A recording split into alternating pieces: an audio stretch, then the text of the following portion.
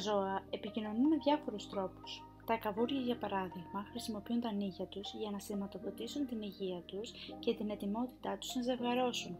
Οι σουπιές χρησιμοποιούν χρωματοφόρα στο δέρμα τους για να δημιουργήσουν σχέδια για καμουφλάζ ή για να προειδοποιήσουν τους αντιπάλους.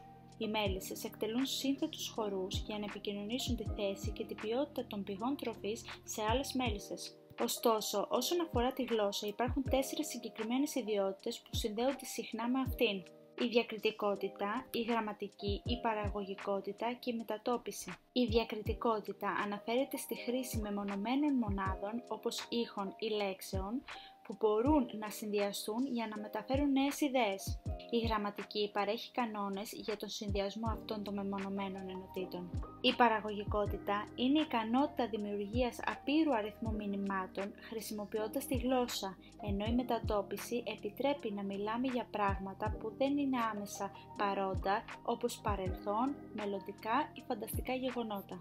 Τα καβούρια και οι σουπιές δεν παρουσιάζουν αυτές τις γλωσσικές ιδιότητες. Τα σήματά τους είναι απλά και δεν περιλαμβάνουν δημιουργικούς συνδυασμούς. Τους λείπει η γραμματική και η επικοινωνία τους περιορίζεται σε τρέχουσες συνθήκες ή βασικές πληροφορίες. Από την άλλη πλευρά, ορισμένα ζώα εμφανίζουν ορισμένα γλωσσικά χαρακτηριστικά.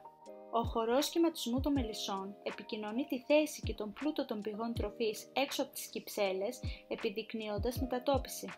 Τα σκυλιά λιβαδιών χρησιμοποιούν συναγερμούς για να μεταφέρουν λεπτομερείς πληροφορίες σχετικά με τα αρπακτικά που βρίσκονται κοντά τους, συμπεριλαμβανομένου του μέγεθος, το σχήμα, τη ταχύτητα και ακόμη και τις λεπτομέρειες για τα ανθρώπινα αρπακτικά.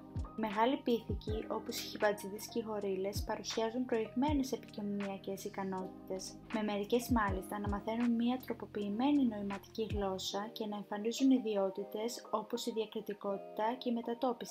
Ενώ πολλά ζώα έχουν εξελιγμένα συστήματα επικοινωνίας, κανένα δεν παρουσιάζει και τις 4 ιδιότητες της γλώσσας που εντοπίστηκαν προηγουμένως.